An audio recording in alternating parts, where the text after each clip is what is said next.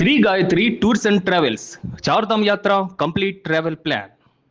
బండి భగీరథ్ పోక్సో కేసులో big twist చోటు చేసుకుంది. పోలీసులు ఎదుట బండి సాయి భగీరథ్ లొంగిపోయాడు. నేరుగా పోలీసుల ముందు లొంగిపోయాడు భగీరథ్. 3 రోజుల క్రితమే విచారణకు రావాలని బండి భగీరథ్ కు పోలీసులు నోటీసులు జారీ చేశారు. మధ్యంతర బెయిల్ కు కోర్టు నిరాకరించడంతో లొంగిపోయినట్లుగా తెలుస్తోంది. పోక్సో కేసు నమోదైనప్పటి నుంచి అండర్ గ్రౌండ్ లోకి వెళ్లిపోయాడు భగీరథ్. మ్యాజిస్ట్రేట్ ముందు భగీరథ్ ను హాజరుపరిచేటువంటి అవకాశం ఉంది. ఇటు బండి సంజయ్ పేరిట గ్యాగ్ ఆర్డర్ జారీ చేసింది సిటీ సివిల్ కోర్ట్. పోక్సో కేసులో బండి సంజయ్ పరువు నష్టం కలిగించే విధంగా పేరు వాడొద్దని కోర్టు ఆదేశాలు జారీ చేసింది. మే 29 వరకు ఆదేశాలు అమల్లో ఉంటాయని కూడా కోర్టు ఆర్డర్లో పర్టికులర్ గా పేర్కొంది. దీనికి సంబంధించి మరిన్ని అప్డేట్స్ మా కరెస్పాండెంట్ సత్య అందిస్తారు. సత్య, బండి భగీరథ్ లొంగుబాటుకు సంబంధించి ఒక హైడ్రామా అయితే ఒక 2-3 రోజులుగా నెలకొన్నటువంటి పరిస్థితి ఎటకేలకు బండి భగీరథ్ లొంగిపోయినటువంటి పరిస్థితి ఏంటి? అప్డేట్స్ ఏం చెప్తున్నారు దీనికి సంబంధించి?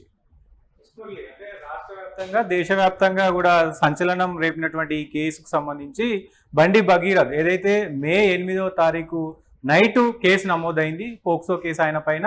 సో అప్పటి నుంచి కూడా బండి భగీరథ్ మరి అప్స్కాండ్ లో ఉన్నాడు, కనిపించట్లేదు. సో ప్రధానంగా ఈ 9 రోజులుగా పోలీసులు కూడా ఆయనను వెతికే ప్రయత్నం చేస్తా ఉన్నారు. అయితే నిన్న ఆయన నేరుగా పోలీస్ స్టేషన్కి వచ్చి నేను కొన్ని ఆధారాలు కూడా మరి మీకు ఇస్తానంటూ కూడా చెప్పిన పరిస్థితి ఉంది. ఆయన మెయిల్ పంపిన పరిస్థితి, కానీ నిన్న కూడా ఆయన రాలేదు. సో ఇప్పటికే దానికి సంబంధించి జాప్యం అయింది అనేది కూడా ఇటు రాష్ట్ర ప్రభుత్వానికి కూడా కొంత చెడ్డ పేరు వచ్చే విధంగా కూడా మరి అటు బీఆర్ఎస్ నాయకులు కావచ్చు, మహిళలు కావచ్చు, చాలా మంది మాట్లాడుతున్న పరిస్థితి కనబడుతుంది.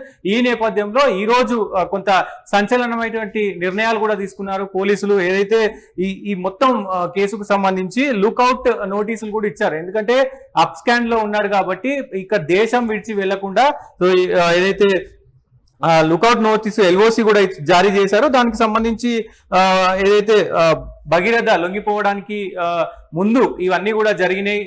దాదాపు ఈ కేసుకు సంబంధించి మరి ఆయన ఎక్కడున్నారు ఏంటి అనేది కూడా చర్చనీయాంశంగా మారిన పరిస్థితి ఉంది. ఇప్పటి వరకు కూడా హైడ్రామా ఈ కేసులో నెలకొంది. అయితే కొద్దిసేపటి క్రితమే ఆయన ఏదైతే పేట్ బషీరాబాద్ పోలీస్ స్టేషన్ ఎదుట న్యాయవాదులు అలాగే తన ఫ్యామిలీతో సహా అందరూ ఫ్యామిలీ అలాగే న్యాయవాదులు తనకు సంబంధించిన న్యాయవాదుల సమక్షంలో మరి లొంగిపోవడం జరిగింది పోలీసుల దగ్గర. సో దీంతో ఇప్పుడు ప్రస్తుతం అయితే మరి మేడ్చల్ మెజిస్ట్రేట్ లేదా జడ్జి నివాసంలో ఆయనను మరి తీసుకెళ్లి అక్కడ సమర్పించే అవకాశం ఉంటుంది పోలీసులు. చూడాలి మరి వాళ్ళు ఏం చెప్తారు ఏంటి. మరి దీనికి సంబంధించి ఇప్పటికే హైకోర్టు ఆయన ముందస్తు బెయిల్కు సంబంధించి కూడా నిన్న మరి నిరాకరించిన పరిస్థితి ఉంది. కాబట్టి ఖచ్చితంగా ఎలాంటి నిర్ణయాలు తీసుకోబోతున్నారు ఏంటి అనేది కూడా జడ్జి ఏం చెప్తారు అనేది ఇప్పుడు చూడాల్సిన అప్డేట్ ఉంది. దాంతో పాటు ఏదైతే ఈ 9 రోజులుగా జరిగినటువంటి ఈ సిచ్యువేషన్ కావచ్చు, ఈ 9 రోజులుగా బండి సంజయ్ పేరును వాడడం కావచ్చు, యూట్యూబ్, శాటిలైట్ మీడియా అలాగే డిజిటల్ మీడియా, ఫేస్బుక్, ఇన్స్టాగ్రామ్ అన్ని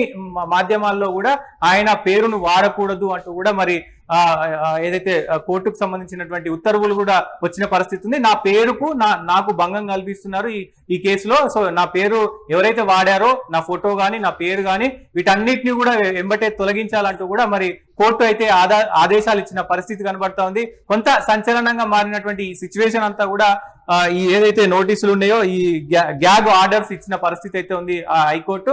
ప్రస్తుతం చూడాలి ఈ కేసుకు సంబంధించి మరి జడ్జి ఏం చెప్పబోతున్నారు ఏంటి అనేది కూడా చూడాల్సిన అవసరం ఉంది. ఏదేమైనప్పటికీ తెర ఇప్పటి వరకు అయితే అంటే ఈ 8 రోజుల నుంచి కూడా పోలీసులు దీనికి ఆల్రెడీ ప్రత్యేకమైనటువంటి సిట్ వేశారు. ఆ సిట్లో ఇంకా వేగవంతం చేసి మరి ఈ కేసులో ఎలాంటి పరిణామాలు చోటు చేసుకుంటాయి అనేది కూడా చూడాల్సిన అవసరం అయితే ఉంది. చూడాలి ఏం జరగబోతుంది ఏంటి అనేది. ఈ కేసులో ఫర్దర్ గా లొంగిపోయిన తర్వాత కేసు విచారణ ఏ విధంగా ఉండేటువంటి అవకాశం ఉంది? అంటే సోషల్ మీడియాలో కావచ్చు, ఇతరత్ర దీనికి సంబంధించి రాజకీయ నాయకుడి కొడుకు, అందులోనూ కేంద్ర మంత్రి కొడుకు విషయంలో చోటు చేసుకుంటున్నటువంటి పరిణామాలు, కేసు పారదర్శకంగా విచారణ జరుగుతుందా లేదా అనేటువంటి ఒక క్వశ్చన్ మార్క్ కూడా ఉంది కదా సత్య, దాన్ని ఎలా చూడాలంటారు? అంటే డెఫినెట్ గా ఈ కేసుకు సంబంధించి మే 29 వరకు కూడా ఇదంతా ఇప్పుడు ఏదైతే వీళ్ళన్ని సెక్షన్లు ఇవన్నీ పెట్టినారో మే 29 వరకు ఈ తాత్కాలిక నిరోధక ఉత్తర్వులు అనేవి ఉన్నాయి ఆయన పైన. సో మరి ఆ మే 29 వరకు వేచి చూడాలి. అసలు ఆల్రెడీ ఇప్పటికే దీనికి ప్రత్యేకమైనటువంటి సిట్ వేశారు కాబట్టి సో మరి జడ్జి దగ్గరికి తీసుకెళ్లిన తర్వాత ఆయనకు రిమాండ్ విధిస్తారా, లేదు అనంటే స్పెషల్ ఇంటరాగేషన్ కోసం మళ్ళీ మరి పోలీసులకు అప్పగిస్తారా ఏంటి అనేది కూడా చూడాలి. ఇక్కడ కీలకంగా ఇప్పుడు ఈ రోజు సాటర్డే, మరి రేపు సండే లీవ్ కాబట్టి ఖచ్చితంగా మండే రోజు మరి ఏమైనా స్పెషల్ ఉత్తర్వులు ఏమైనా ఇచ్చే అవకాశం ఉందా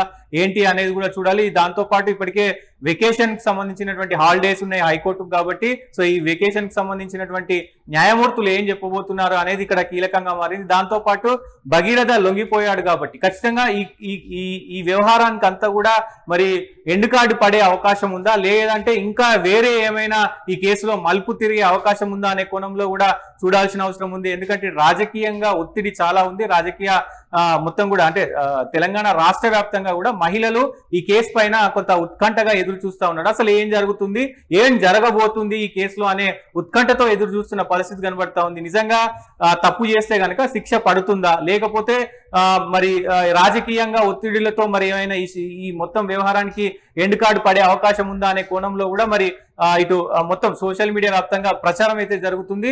ఏదేమైనప్పటికీ బండి కొంత ఇప్పటి వరకు కూడా బండి సంజయ్ కొంత హీరోగా ఉన్నప్పటికీ కూడా ఇప్పుడు తన తనయుడు లొంగిపోవడంతో ఒక్కసారిగా మరి ఆయనకు ఇది కొంత చెడ్డ పేరనే చెప్పుకోవచ్చు. దాంతో పాటు ఆయన ఎవరైతే ఆయన పేరుని యూజ్ చేశారో అవన్నిటిని కూడా తొలగించాలని మరి కోర్టు ఆర్డర్ ఇచ్చింది కాబట్టి అదొక శుభ పరిణామం అని చెప్పుకోవచ్చు. చూడాలి ఏ విధంగా ఉండబోతుంది ఈ కేసుకు సంబంధించి. మరి ఈ సాయి భగీరథ్ కు సంబంధించి ఎలాంటి డీటెయిల్స్ పోలీసులు మీడియా ముందుకు తీసుకురానున్నారు, రాష్ట్ర ప్రజలకు చెప్పనున్నారు, అసలు నిజాలు ఏంటి ఈ కేసులో అనేది కూడా చూడాల్సిన అవసరం ఉంది. మరి మురళి, జడ్జి ముందు ప్రవేశపెట్టేటువంటి అవకాశాలు ఎక్కువగా ఉన్నాయనేటువంటి మాట, తొలుత రిమాండ్ విధించే అవకాశాలు స్పష్టంగా కనిపిస్తున్నాయని కూడా చెప్తున్నారు. దానికి సంబంధించి ఏంటి ఫర్దర్ గా ఎలా ఉండబోతుంది? ఖచ్చితంగా ఇప్పుడు మరికొద్ది సేపట్లో ఆ జడ్జి ముందుకు తీసుకెళ్తారు. సో అక్కడ మరి జడ్జి అక్కడ వాదనలు ప్రతివాదనలు విన్న తర్వాత ఖచ్చితంగా మరి రిమాండ్ కే పంపే అవకాశం కనబడతా ఉంది. రిమాండ్ పంపిన తర్వాత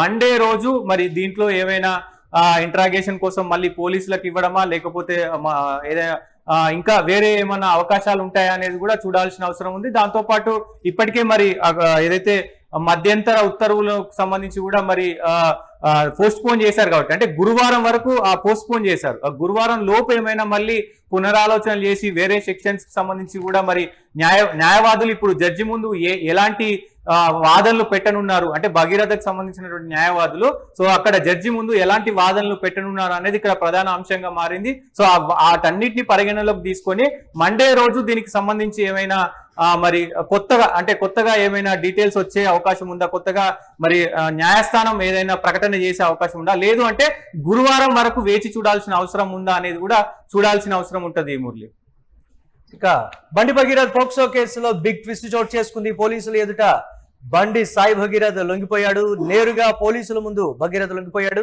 3 రోజుల క్రితమే విచారణకు రావాలని బండి భగీరథ్ కు పోలీసులు నోటీసులు జారీ చేశారు. మధ్యంతర బెయిల్ కు కోర్టు నిరాకరించడంతో లొంగిపోయినట్లుగా తెలుస్తోంది. పోక్సో కేసు నమోదైనప్పటి నుంచి అండర్ గ్రౌండ్ లోకి వెళ్లిపోయాడు భగీరథ్. మ్యాజిస్ట్రేట్ ముందు భగీరథ్ ను హాజరుపరిచే అవకాశం ఉంది. ఇటు బండి సంజయ్ పేరిట గ్యాగ్ ఆర్డర్ కూడా జారీ చేసింది సిటీ సివిల్ కోర్టు. పోక్సో కేసులో బండి సంజయ్ పరువుకు నష్టం కలిగించే విధంగా పేరు వాడొద్దని కూడా కోర్టు స్పష్టంగా ఆదేశాలు ఇచ్చింది. మే 29 వరకు ఆదేశాలు అమల్లో ఉంటాయని కూడా కోర్టు ఆర్డర్లో పేర్కొంది.